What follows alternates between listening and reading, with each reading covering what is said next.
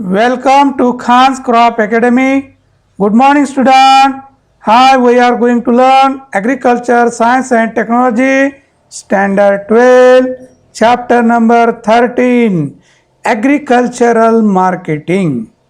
In previous lecture, explain the introduction of agriculture marketing, meaning of agricultural marketing.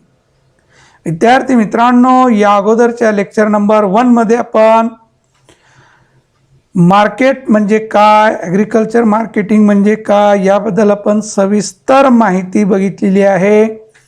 तर video बघत असताना आपण notebook आणि पेन घेऊन बसावं आणि व्यवस्थित आपली नोट्स काढावी स्वतःची. तर आपण टेलिग्राम चॅनलवर सुद्धा आपण PPT PDF टाकत आहोत, ते बघून सुद्धा तुम्ही नोट्स लिहू शकता. तर विद्यार्थी मित्रांनो, आज लेक्चर नंबर 2 मध्ये आज बघणार आहोत आपण process of agricultural marketing. Agriculture मार्केटिंगमध्ये काय प्रोसेस आहे ही प्रोसेस बघायची, आपल्याला प्रक्रिया बघायची त्याची. Marketing is a process by means of which goods and services are exchange. लक्षात, marketing is a process by means of which goods and services are एक्सचेंजेड.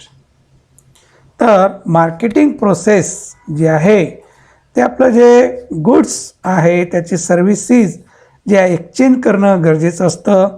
The goal of marketing is to move the product from the producer to the consumer. तर मार्केटिंगचं जे goal आहे ते काय, move the product from the producer to consumer. Producer उत्पादन करणारं जे आहे, उत्पादक हे खाणाऱ्यापर्यंत त्या कंझ्युमरपर्यंत पोहोचवणे, याला जे प्रोसेस लागतं ते प्रोसेस आपल्याला बघणं गरजेचं आहे. The flow of goods from the place of origin to the place of destination involve number of activities which is not a simple task.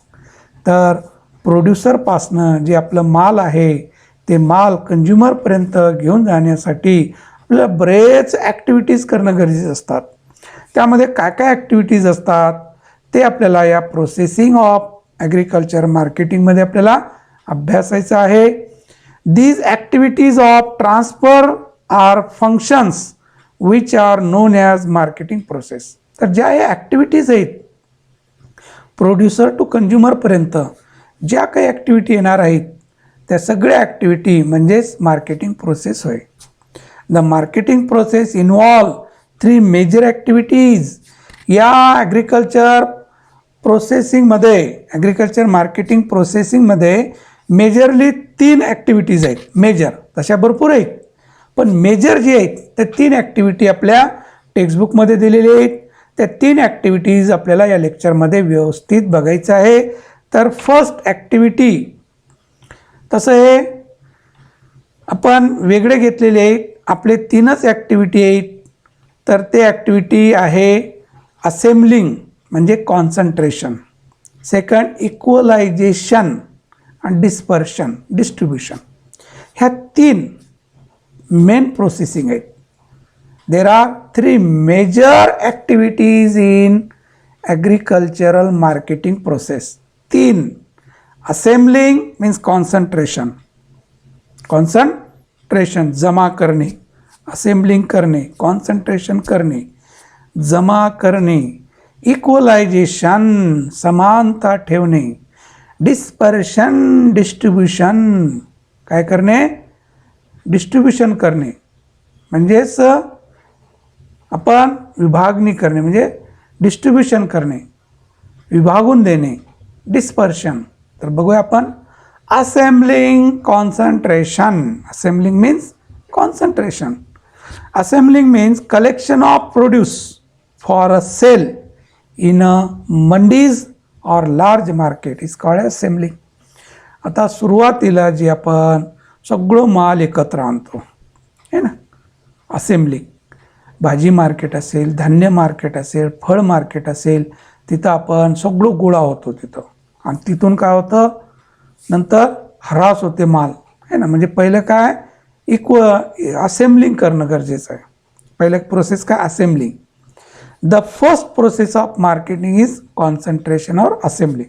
तर मार्केटिंगचं, ॲग्रिकल्चर मार्केटिंगची पहिली स्टेप जी आहे, पहिली स्टेप्स ती आहे असेंबलिंग करणे, कॉन्सन्ट्रेशन करणे, गोळा करणे, जमा करणे.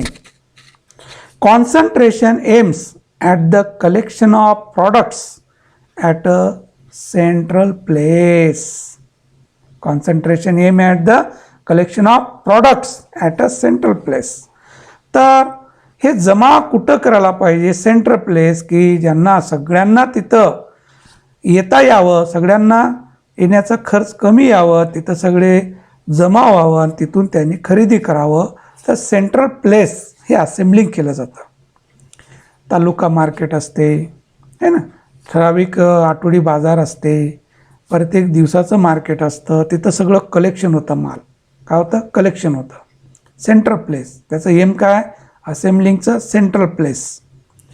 Then assembling also classified into two types, primary assembling, secondary असेंब्लिंग.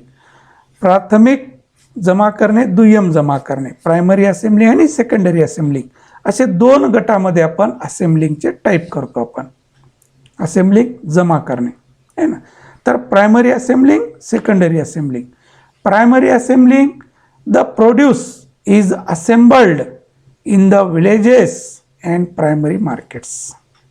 The produce is assembled in the villages and primary markets. तर प्रायमरी असेंब्लिंग जे आहे ते विलेजवर कमी प्रमाणामध्ये, याला प्रायमरी मार्केट आपण म्हणतो, तिथं जमा होतं.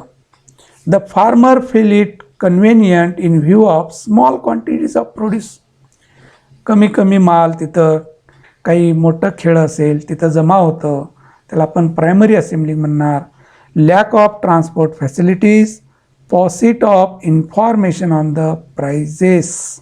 तर त्या लोकांना ट्रान्सपोर्टेशनचं फॅसिलिटी जी आहे ती फॅसिलिटी नसतं, तर तिथंच त्यांनी गोळा करतात. The prominent functionaries are village merchant. तर हे जे असतं व्हिलेज मर्चंट, तिथल्या तिथं एकत्र जमा होणे आणि तिथंच विकून टाकणे. ट्रान्सपोर्टेशनचा खर्च वाचतं, ट्रान्सपोर्टेशनचं प्रॉब्लेम असतं तिथं, तर तिथं आणून दररोज माल त्या खेड्यामध्ये विकलं जातं. ते प्रायमरी असेंब्लिंग.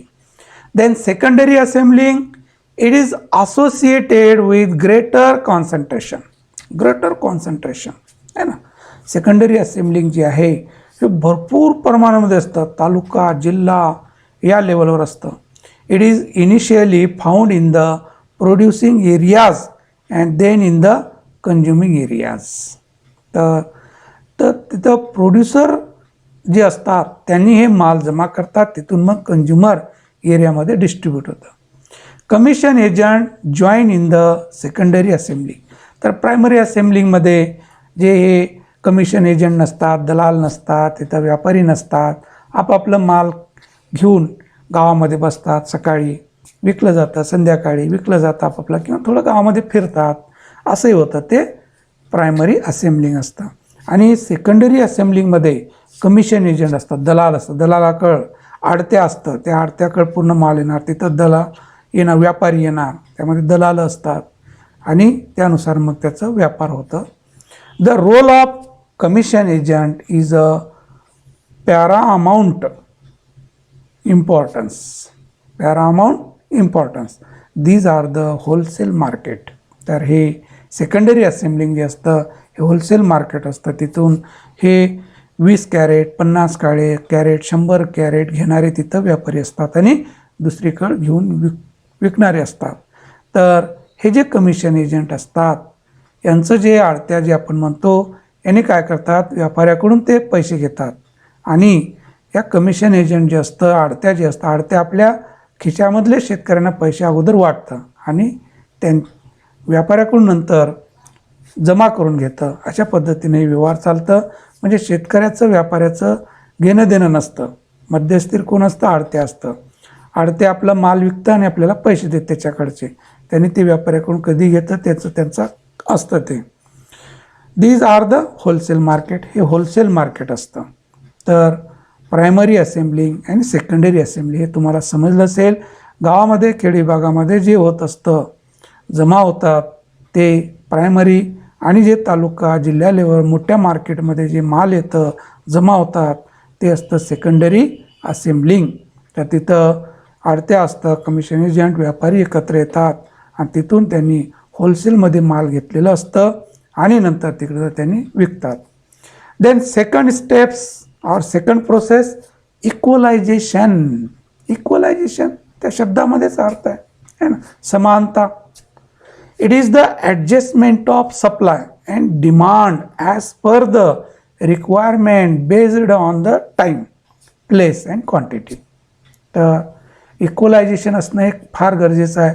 बऱ्याच वेळा काय होतं, सप्लाय जास्त होतं आणि घेणारे कमी असतात. अशा वेळेस काय होतं, फारच भाव कमी मिळतं शेतकऱ्यांना. तर इक्वलायझेशनही असणं गरजेचं आहे. म्हणून ते अगोदर हे बघितलं जातं की कोणत्या मार्केटमध्ये किती माल आहे आणि किती भाव मिळाले होतं. या पद्धतीनं शेतकरी आपला माल त्या मार्केटमध्ये सप्लाय करतात. तर बेस्ड ऑन टाईम, ते वेळेवर, त्या ठिकाणावर आणि क्वांटिटीवर असंही अवलंबून असतं. Through the process of equalisation the products are move from surplus area to deficit area. है ना, जिथं नाही पुरवठा तिथं हे पुरवठा केलं जातं आणि तिथं त्यांना भाव मिळतं. तर जिथं सरप्लस आहे तिथून घ्यायचं माल, आणि जिथं डिफिसिट एरिया आहे तिथं नाही माल, टमाट्याची टंचाई आहे, मिरच्याची टंचाई आहे, आज यावर्षी मिरच्याला भरपूर भाव मिळालं, तर ज्या भागामध्ये मिरची पिकलेली नाही आहे, उत्पन्न मिळालं नाही, अशा जिल्ह्यामध्ये ते मिरच्या घेऊन त्यांनी जातात आणि तिथं भाव भरपूर मिळालेला आहे. तर अशा पद्धतीने ज्या एरियामध्ये ते नाही माल तिथं काय केलं जातं, सप्लाय केलं जातं. तर हे इक्वलायझेशन होतं, त्याला भाव मिळतं.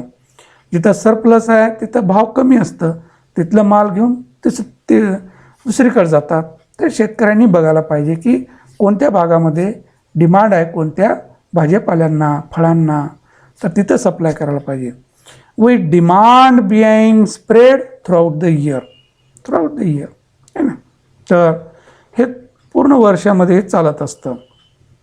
The requirement of one market to other market. मग तिथं जे असेंब्लिंग झालेलं आहे तिथलं माल होलसेलमध्ये घेतलं जातं आणि जिथं टंचाई आहे त्या भागामध्ये ते सप्लाय केलं जातं एका मार्केटमधून दुसऱ्या मार्केटमध्ये.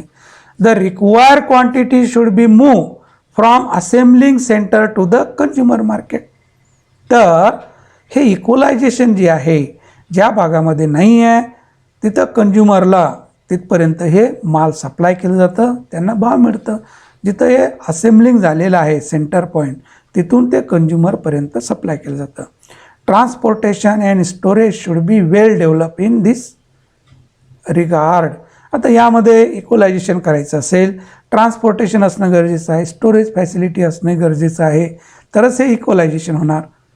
जिथं सरप्लस आहे माल तिथलं माल घेऊन, जिथं डिफिसिट आहे, कमी आहे, तिथपर्यंत जाण्यासाठी ट्रान्सपोर्टेशन फॅसिलिटी असायला पाहिजे, स्टोरेज फॅसिलिटी असायला पाहिजे, तरच हे शक्य होणार आहे. तर हे equalisation. Then last is dispersion. पुरवठा. The goods or product assembled at a center place have to be distributed to the consumer. हे डिस्पर्शन आहे ना, म्हणजेच पुरवठा करणे, डिस्पर्स करणे. तर जे गुड्स आहे असेंब्लिंगमधून इक्वलायझेशनसाठी जे गुड्स आपण जे माल घेऊन गेलेलं आहे ते व्यवस्थित डिस्ट्रीब्युशन व्हायला पाहिजे, कंझ्युमरपर्यंत ते पुरवठा व्हायला पाहिजे. Some of the products are disperse to manufacturer or processor and the remaining goods are dispersed to the final consumer through a chain of wholesaler, retailer, agents, middleman etc. तर आता टोमॅटो आहे, surplus झाला तर ketchup तयार करणे आणि नंतर ते मार्केटला सप्लाय करणे. जिथं नाही असं दूर मार्केटमध्ये घेऊन जाणे, तर ते जास्त दिवस चांगले राहतं. अशा रीतीनं आपल्याला प्रोसेस करून सुद्धा आपल्याला ते माल कंझ्युमरपर्यंत आपल्याला सप्लाय करता येतं. तर डिस्पर्शनमध्ये मॅन्युफॅक्चरिंग प्रॉडक्टसुद्धा आपल्याला करता येतं. तर या पद्धतीनं आपलं प्रोसेस ऑफ ॲग्रिकल्चर मार्केटिंग असतं 3 याच्यामध्ये. असेंबलिंग, इक्वलायझेशन, डिस्पर्शन हे 3 आहेत प्रोसेसिंग आपल्यामध्ये. तर असेंबलिंग जमा होणे, इक्वलायझेशन जिथं नाही तिथं सप्लाय करणे, डिस्पर्शन एकतर प्रोसेसिंग डायरेक्ट माल किंवा त्याचं प्रोसेसिंग करणे भाव नसेल तर अशा रीतीनं हे व्यवस्थित. तर याच्यामध्ये एजंट वाढतात. जेवढं मॅन्युफॅक्चरिंग प्रोडक्ट त्याच्यामध्ये एजंट वाढत जातात. होलसेलर, नंतर मधले ट्रेडर असतात, नंतर मिडलमॅन, नंतर रिटेलर, कंझ्युमर, असं चेन असतं त्याचे. तर या पद्धतीनं आपलं ॲग्रिकल्चरल प्रोसेसिंग मार्केटिंग या पद्धतीनं होतं. तर विद्यार्थी मित्रांनो फार सोपं आहे, याला हार्ड वाटू देऊ नका. Then commodities like paddy, cotton, sugarcane, etc. need to be processed before consumption in the form of rice, yarn and cloth, sugar or jaggery etc. respectively. तर कमोडिटी लाईक भात जे आहे त्याचं जे राईस मिल आहे तिथून राईस तयार करून येतं, कॉटन आहे त्याचं क्लॉथ तयार होतं, शुगर केन आहे त्याची साखर गुळ बनवणे, असं प्रोसेसिंग आहे ना, commodity exchange. In the absence of consumption production has no meaning. आता कंजम्पशनच नसेल तर त्या प्रोडक्शनचं मिनिंगच राहणार नाही, है ना. सगळं काही कशावर आहे, कंजम्पशनवर आहे. The purpose of production and it's concentration aims at finding consumer at a profitable and acceptable price. तर जे प्रोडक्शन आपण करत आहोत, मॅन्युफॅक्चरिंग असू द्या, तर त्याचं finding consumers at a profitable and acceptable price असणंही गरजेचं आहे. त्याही कंझ्युमरला ते परवडायला पाहिजे manufacturing product. Concentration, dispersion and equalisation constitute the soul of market. तर हे 3 जे आहेत, कॉन्सन्ट्रेशन म्हणजे असेंबलिंग, डिस्पर्शन आणि इक्वलायझेशन, हे 3 जे आहे मार्केटिंग प्रोसेसचे, हे मार्केटिंगचं काय सोल आहे. म्हणजे काय सोल आहे ना. तर हे मेन मार्केटिंगचे सोल आहे, लक्षात. तर विद्यार्थी मित्रांनो हे आपण तिन्ही प्रोसेस जे आहे मार्केटिंगचे हे व्यवस्थित आपण बघितलेलं आहे. तर दर दिवशी फक्त 20-25 मिनटं द्यायला पाहिजे आणि व्यवस्थित व्हिडिओ बघा. जास्त टेन्शन घ्यायची गरज नाही आहे आणि लिखाण करा, लिखाणावरही भर द्या. तर इतरांना जास्तीत जास्त शेअर करा, सबस्क्राईब करा. थँक्स. जय जवान जय किसान.